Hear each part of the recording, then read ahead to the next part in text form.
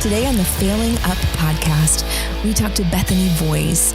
Talking through level 8, her story with joining the team, she defines failure as a journey and not the end, running from pain and learning from mistakes and expansion, the culture of failing and learning.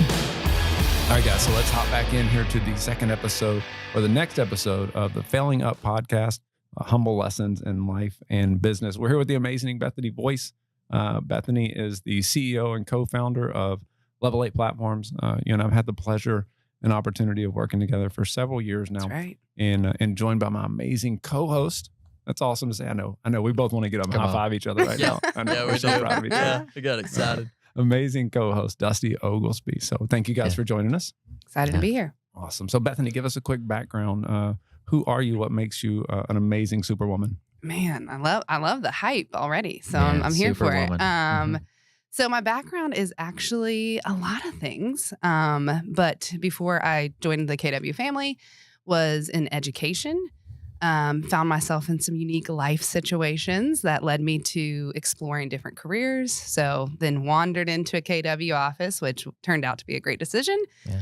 And then over time, David, you and I met and worked together with the Huffaker Group and scaling a team and expansion. And now that's turned into Level 8 over many, many years of business. And so, yeah, I mean, it's a lot of things tying together that's ended me up here, like most of us, long stories. And I'm also a mom of 2. And so that plays a big role too. Yeah. Awesome. So for those of us maybe that hadn't heard of Level 8 before or are not familiar with it, give me your 30-second elevator pitch. Tell me, what is Level 8 and what does it do? Yeah. We get this a lot. Level 8, I think for the best way to summarize it, because there's so much value in there, is it's this amazing umbrella of a lot of resources that are built to help business owners grow and scale their businesses to the next level. Mm-hmm. And inside of all of that, right, we know there's more details, but the core and the principle is that we intend to partner with business owners and help them scale their amazing businesses really quickly through using economies of scale and amazing partnerships. Yeah, I think it's cool. The Bethany's always my favorite story of talent. I always say I've been thoroughly blessed to find cool opportunities and amazing talent and try to marry them together. I don't have any special skills myself. And so it becomes this blessing to be in business with people like Bethany, because when I met you, you were considering some other options of leaving. I had just become the owner of the franchises at Keller Williams. Was that had I become OP yet? No, you had been, but I don't think it had been announced yet. I got you. So I think I knew in these conversations, but no one else knew. Yeah. It was the first jump that I made where I found an amazing human, and I didn't actually have any opportunity. I didn't have anything for you, but I faked it. Right. And I was like, I'll give you a job. And it was the biggest salary I'd ever given somebody. Yeah. And I went home and I told my wife, I was like, I just hired this really cool person and it's the most money we've ever spent. I don't know what she's going to do. Right. But funny story. I also didn't know what I was going to do. But we're here and we're excited. So yeah. That's good. That's good. What's the partnership. Timeline, Bethany? Give everybody kind of a timeline. You walked into a KW office how long ago? So that has been almost a little over, I think, 6 years. Okay. Yeah, but I've worked with David for a little over 5. Yeah. And I knew I was on unique story. Like I said, I was in this weird transition, this life stuff that was happening all around me, and walked into a KW office, and they actually had called me a year prior and said, hey, come in. I didn't realize that we had these appointments where you were trying to get people to go get their license and do all this stuff. So I came in for an interview, and I remember they just started you should be in real estate. And I was like, this is so silly. Absolutely not. And I actually stopped and said, I think you found the wrong person. Yeah. No, thank you. Yeah. And walked out. So much like you. It was not, didn't leave with a great impression. Right. And then a year later, they called me and said, hey, we have this amazing position on our leadership team. We think you'd be a great fit for it. Why don't you come and interview? It was a great lifetime where I needed some change. Right. And walked in and interviewed for agent services. Come on. Yeah. I was there, not a great fit for that role. But we faked it a little bit. And then about 6 months in that role, I was like, I think I need to be a team leader. That's it. That's the road. And so just started doing everything in my power to create that opportunity. And then that led to some conversations with David, because I was like, I think I'm going to go interview at other market centers. And so it started that journey. And thankfully, behind the scenes, all this stuff was happening. And David kind of pulled me aside and said, hold on, we got some other stuff happening right here. Let's chat. And then got to be business partners with him. So it was great. So you walked in super at that cool. point, and I looked up and said, well, what am I doing that I could give away? And at that point, it was essentially having conversations with top talent. And so we kind of went through the process of what it looks like to interview and to go through the CV. I don't think it was CV back then, but go through the process of just identifying talent, helping them find their strength zones, right? So walk us through that, right? We're talking about failure. You and I have royally messed up a lot, especially when it comes to expansion. I think expansion is still something that agents around the country are failing their way with. Before we jump into that, what does failure mean? How do you define failure? I think it had been, Dusty, you said this in a previous episode, like how I define it today is much different than how I define it when long before my exposure to some of the mindset that we have today. I think now I define it as a journey, and it's a stop on the road, and it's an exciting stop. It used to be the end. It wasn't this constant journey. I remember thinking every time I failed growing up and well into college and even well into adulthood, thinking this is it. It's over. That door is shut. When you fail, it means that opportunity's gone. It's completely over. And having this total mindset shift that says, no, this is just part of this evolution of your life. That's a good word. And you can decide what you want to do with this now. And that took me a long time. I remember the first time I failed after we became business partners. David probably doesn't even know this. But I had to call him and tell him about a failure. And before I had to like hype myself up, and I was like starting to cry, and I was like, this is it. He's going to fire me on the spot. It's been like day 2. And I called him and said, hey, I gotta tell you, I made a mistake. And he was like, oh yeah, no, I knew day 1 you were going to mess that up. And I was like, well, great. A little warning would have been awesome. That's just belief in you. Yeah. And he said, no, trust me. Now that you've experienced it, you'll never do that again. And I was like, and he's right. I've never done that again. Right. And that's probably a good footnote to our long-term relationship here. Isn't it funny though too, Bethany, because what you just said there, I think about failure is super important for everybody to hear, that our natural human behavior is we want to hide it. Yeah. We get scared, right? Sick, right? Like sometimes we lock up, brace for impact. 100%. Right. We want to, we just want to run, right? Like I don't want to go into this. We talk a lot about running from pain. That's right. Right. Like we don't run to pleasure as much as we run from pain, and that failure has that pain. It's crazy though. The pain that you feel inside, right, is amplified when you think that others are going to know about it. That's right. Right. And so that's where, you got to call and tell somebody. It's never But fun. we all have the disease of we want to look good and be right. Yeah. Oh, right. All the time. Right. Yeah. And it's, it's like we've talked about raising our kids a lot, right? I didn't have to teach my kids to feel shame or feel like they've done something wrong or hide, right? I didn't teach my kids that. Hey, if you do something wrong, hide from me. Right? I didn't say that. But that was their that's what they naturally do, right? And so here we are, at whatever age we are, we won't say that. But here we are still learning the same lessons, right? That to deal with this in a different way, like when we were little. Well, you see, as you bring in talent to the organization, that everyone has their own tolerance for it, right? That everyone has their own threshold for it. Am I willing to share this exposure with my teammates in the company, or do I want to hide it? And I think that if you've come from an environment where failure was not seen as part of the process, right? Where you were shamed or you're, maybe you were not surrounded by the right people in your family or whatever. We see it as people come in, how, because I think the first few times they're like, am I going to get in trouble? Or you don't really mean, okay, you're just telling me, okay, like where is this going to show up later, right? Where are you going to use this against me? And I think it takes people a little while to acclimate to the environment of Level 8 or the companies that we're part of, where you kind of go like, oh yeah, really, actually, we can just make a bunch of mistakes and no one gets real mad at us, right? I think the only thing we get frustrated is if you keep making the same mistake over and over and over again. That's right. And not trying to learn from it. Right. But even in that, Dane and I were talking the other day, and I was like, we were talking about kind of the same thing happening over and over. And I just asked her and said, what lesson is God trying to teach you that you've chosen not to learn at this moment? Yeah. Like, why are you why is he continuing to run you through this process? And maybe if we look at it in that way, because I ask myself that all the time, right? I'm like, keep bumping my head on the ceiling, and I'm like, what is he trying to show me right now? What's another perspective I could look at this in, right? To try to draw out a different result so that maybe I can learn from it and move on, and him go like, yep, all right, you learned that lesson. Let's go to the next one. Right. Yeah. I call it the front window syndrome.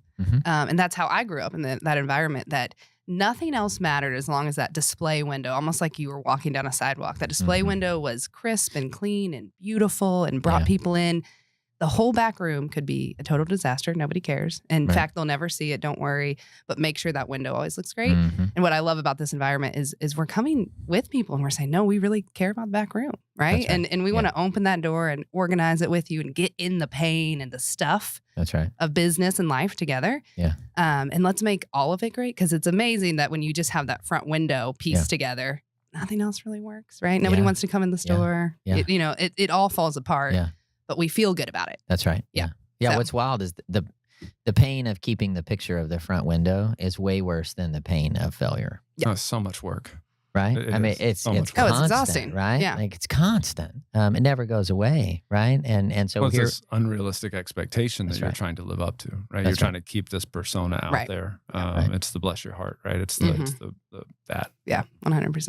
All right. So talk us through, as you've grown through expansion, right? Made a lot of mistakes, and now have evolved that into the Level 8 platform. How have you seen the mistakes that you've made from learning expansion evolve and somewhat be a blessing? And what are you learning through it now? Yeah, I mean, I think we learned a lot. Expansion is still this frontier that we're all trying to conquer in different ways. And I think now we're talking about platforms. I know I probably hit my head against the ceiling a lot with expansion, especially when we're developing it. What is expansion for our listeners maybe that don't know what that means? Yeah, I mean, I think, so in our world, what it meant was we had this amazing business locally, and we're seeing that show up, up the street a little bit further than our car would drive. And then we had systems and models to essentially copy and paste it elsewhere across the nation. And could that create not only business for us as business owners, but partnerships with people who were looking for more opportunity, and we were giving them the tools to do that. So it's this copy paste effect of the business. And we had successes and we had a lot of failures, and we learned through a lot, way more than I thought I would. I mean, I guess naively enough, I was like, this is going to be great on paper. We wrote this out and this makes sense. Let's just do this plan. And then you go do the plan and you're like, oh, wait. Maybe that didn't work. It's just so silly. Yeah, some it's of the so little silly. things. Who came up with this plan? I know. Right? I know. Somebody tell me. I was like, when I wrote this out, this felt so good. It'd be such a minor thing that we would be like, that's not going to trip us up. And then you run across like time zones. Yeah, like, time to me, zones. that's always the biggest one that you go like, of all the things you think like, we can figure this out. It's 2023 for crying out loud. That's right. It's a difficult task to overcome. Yeah. You like, the time zones was a great one of like, oh, no, it's fine. We all have Google Calendar. This will be great. And then you make one wrong mistake and like a closing's an hour behind time. And we're like, oh, so we should pay attention. But yeah, I mean, we learned a lot of just like small logistical stuff. And then I think the relationship at a distance is always something we're learning through. I think that turns into what we're able to do through Level 8 today. In these partnerships, understanding that how do you box up value in a way that's still impactful when it shows up hours later in a different time zone, in a different office with different problems that require different solutions. And I think that's where we came up with it's not a one size fits all, like maybe the original plan was. It was just everyone just check all these exact boxes and it's going to be great. It was, okay, this is going to be customizable across all these businesses. Right. Yeah, it's not just that you've learned to customize each one for the person, right? Or for the size of the business, right? From a $5 million producer to a $20 million producer to a $100 million producer. It's that you also have to investigate each person as they're doing it, right? Because every personality is different. And so how they chose to lean into it, which in a matrix format gives you such a multitude of variables, right? That you have to pay attention to. And so I think, trying to control everything was one thing I think I've learned, right? Is that we couldn't actually control everything. We had to create the ecosystem where they're in control and can choose which pieces they want to lean into and which ones they don't. Right. With expansion, it was a lot like, nope, this is how we do it, and this is how we're going to do it, and this is how it works. Thinking that structure is what they needed. And then we looked up and realized we're dealing with a lot of real estate agents. And, and I know myself, like, heaven forbid, I have to have structure around me. It just didn't work that way. Right. Yeah. So tell us a little bit about hindsight's 2020, right? Sure. We failed through expansion. You've now launched Level 8 platforms. It's now been open, I can't believe, almost over a year, right? So a year and a half or 2 years since we actually started the initial conversations. Sure. What are we at now? Probably 8 or 9 months into our first teams from our pioneer group starting. Yeah. What have you learned? Where have you made mistakes even recently, and what are we learning? Yeah. Anything you need to tell me? No, we'll save that for these another cameras call, right? These cameras don't even work. Yeah, We we just have wanted some to new find out. problems. I think it was this expectation, and this was for myself when it came to failure, was that there was going to be just this time when I stopped failing. And even when we first met, I remember you being like, we celebrate failure. This is going to be great. You're going to love this. No Yes. kidding. Yeah. You're like, we encourage you to fail because that's how I know you're learning. And I was like, yes, he means that until I fail enough that now I'm the expert and then I'll stop failing. Right. And so it is this idea that I thought we would arrive at the perfect business plan and arrive at the perfect platform or expansion network, whatever it was that we were working on, and realizing that everything is going to be a pivot. And it was coming into it with the understanding that here's our design. We love this. It all sounds great. And let's go learn. Let's go learn. Let's go pivot. And I think we've made a ton of tweaks. We came up with an amazing financial compensation and we've tweaked it and said, okay, great. Well, what does that make sense? And I think it was, instead of assuming we knew everything, it was, how do we write enough questions down? And then every step of the way we're going, is there enough value here? Does this still make sense? Is everybody winning in this? Does it feel good? Are these the type of people we want to be in business with? Are we the type of people we would want to be in business with? Right. And so having that attitude, I think, has been a really good learning perspective. Love how that's turned into our business. I can't say that's where we started when we did expansion, right? With the same attitudes. Yeah, I think it's cool, the approach that you helped us take in investigating whether or not we should even explore platforms, because there's a couple of good ones out there. Yeah. And so we had the perspective to say, let's go interview those and see. No reason to reinvent a company that's already doing really well. And so, in understanding failure, right, us actually looking in, and we interviewed people that were with other platforms who had interviewed with platforms that didn't go with those companies that were there and left. And I think, you don't realize it, but doing that is an expression of the failure that you were going out and seeking the failure that others had in order to try to learn from it or to rebuild something. And I think we don't normally think of it that way, but like that's the growth I see, right? Sure. That you've learned through failure, that you're now going out and going, how can I investigate someone else's failure in an effort to sand down the edges of our own journey. And so as you did that, right, what did you learn that makes Level 8 unique now that you've been able to implement? Give me just take a 30 seconds and give me a snippet of like, what did you do with that information and how has it impacted you? And has it been positive? Yeah, I think it has, right? Some of investigating our own failures and then failures that we wanted to stack our expertise against, I guess, and could we solve this, was getting very honest. And that is uncomfortable at times. What's working, where are other people succeeding, and maybe we're not matching up with that. But I think the snippet that we investigated and said, okay, we wanted to go solve this, I think was easily for us the branding piece. We were looking to get in business with business owners, and we took all ego out of it and said we don't really care what name's on it. And that was I think a cool movement for us, was to say it doesn't matter. Like if we're all winning, we're winning. Who cares what it says, right?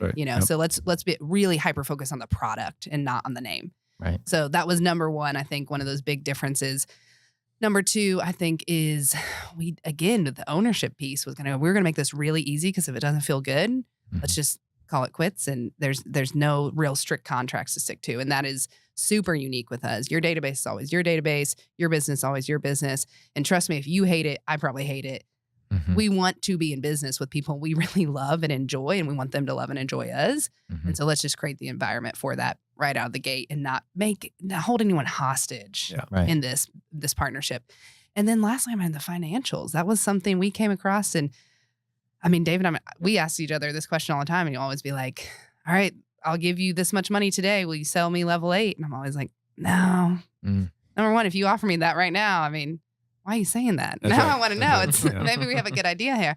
And so it was okay. We're all business owners. Let's make this what we would feel comfortable with if we had to go sell this to somebody else, right? What would we say yes to? And I think those are just like unlike anything I've seen out there. And it's such a win-win for people. Yeah. You know what I'm thinking about is 2 years from now when we come back and listen to this and go like, man, we thought we knew we were doing, like we thought we had it figured out. This Right, all Right, figured yeah. out. right. Well, and we said that on early, like we were meeting with some of our, what we call our pioneer group. And I remember David being like, we're going to offer it for this. And I think it was one of my early meetings. I was like, I think it's too low, like to the client. Like I was like, just so you know. Yeah, I was like, We I'm may- pulling everybody yeah. with me to make this financial structure We work. may Classic. later Yeah. change Yeah. this for everybody else, but okay. Yeah. Yeah, one of the things I'm the most proud of about Level 8 of what you've built there is that willingness to say that like the onus is on us to add value.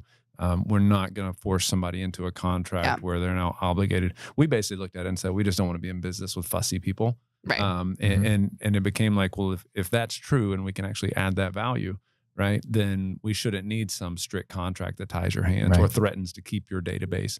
I said, I don't want to sell your mama's house. I mean, Right. I might want to sell your mama's house, but, Right. but you know, that's the realtor in me. Yeah. But as we've felt and learned with that, if people want to learn more, they can go to level8platforms.com, right? That's right. Check out Yeah. a little bit about your story and your background.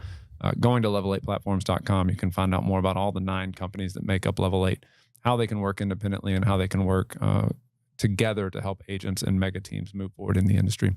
Yeah. So thank you for sharing some time with Yeah. us on that. Yeah. Lastly, I love to ask this question before we wrap up.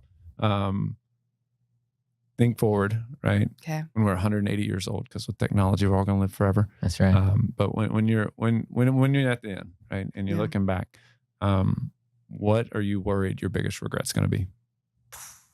Ooh, okay, tough. You know, I think we say a lot, and you hear that. What's that article? I feel like I always see it pop up on Facebook or Instagram. It's like the 10 things people said on their deathbeds, Yeah. you know, Yeah. their regrets. Yeah. And it's always family and friends and time. And it's never money and jobs and success.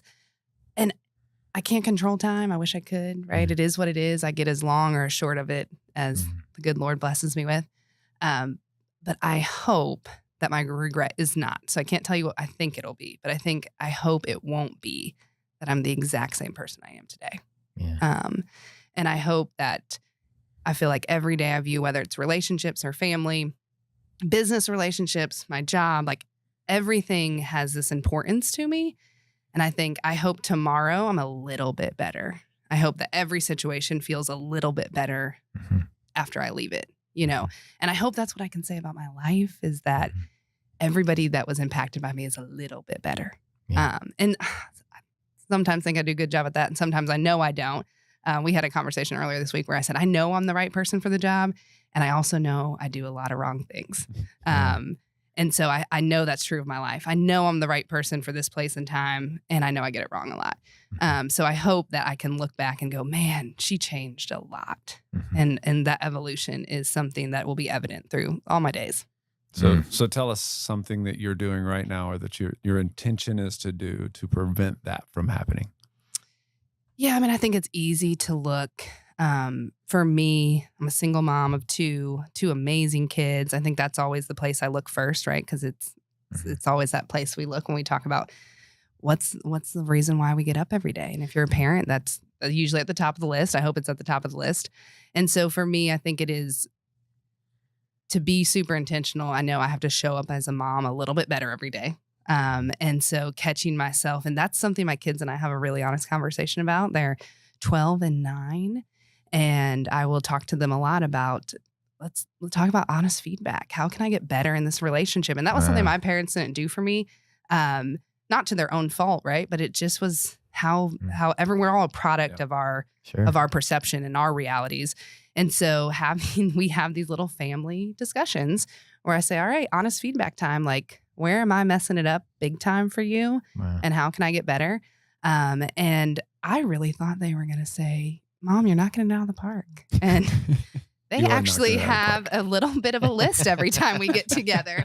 And some of it's super silly. You ever like and walk by the Right. kitchen and they go, Yeah. Yeah. Yep. Yep. And so Yep. some of it's super silly stuff. And then it makes you realize how stuff is like so meaningful to them. Yeah. And so we actually did this like about a week ago because I can't handle it every day. So we did it about a week ago. And my daughter was like, I think you're doing really good right now. And she said, but I got a little bit of feedback.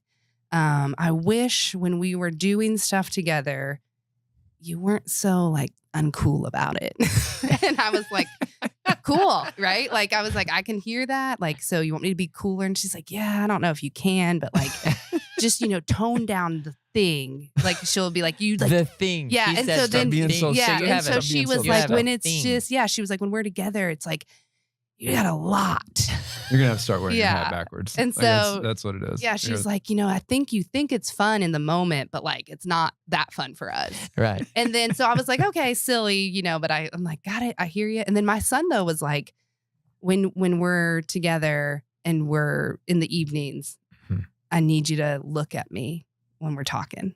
And I was like, ooh, How good okay. is that? And so Ooh, you're like, wow, really good feedback. And he was like, I don't think you do it a lot, but sometimes I'm talking to you and you're returning a text message or you're looking at your email. Yeah. Yeah. And he said, because I'll say the same thing and you just go, well, tell me again. Yeah. And so it's a good I feel like I love that they're giving me this Yeah, that's really awesome. honest feedback Wow. of who I am and how I'm showing up in the most purest form. Because that's who I am, right? That's who I'm showing up at home, and they're really honest about it.